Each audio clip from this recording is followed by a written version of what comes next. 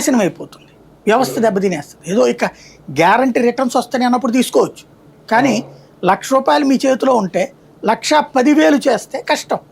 ₹1,00,000 మీ చేతిలో ఉండి నెలకి మీకు ఒక 20,000 ఆదాయం వస్తుంది అనుకున్నప్పుడు మీరు 10,000 అప్పు తీసుకుంటే తప్పులే.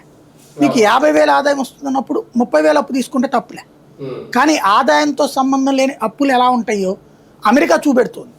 అమెరికాకి సంబంధించినటువంటి జీడిపి $30 ట్రిలియన్, కానీ దాని అప్పు $39 ట్రిలియన్. అదే భారతదేశం వచ్చేటప్పటికి అప్పు పరంగా చూసుకున్నప్పుడు ఇవాళ రేషియో 43%కి తగ్గించగలిగారు. ఇదివరకటితో పోల్చుకుంటే తగ్గించగలిగారు అప్పు రేషియో, అంటే మన జీడిపితో పోల్చుకుంటే. ఇంకొక గొప్ప విశేషం మనం గుర్తించాల్సింది ఏంటంటే, మన్మోహన్ సింగ్ చిట్ట చివరి సంవత్సరం 12 లక్షలు 15 లక్షల కోట్లు ఉంది బడ్జెట్. ఇవాళ మన బడ్జెట్ 53 లక్షల కోట్లు.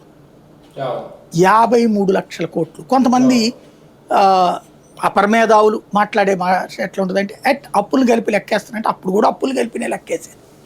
నెంబర్ 2 ఏంటంటే, ఉట్టి పన్నుల ద్వారా భారతదేశానికి వస్తున్నదే 41 లక్షల కోట్లు.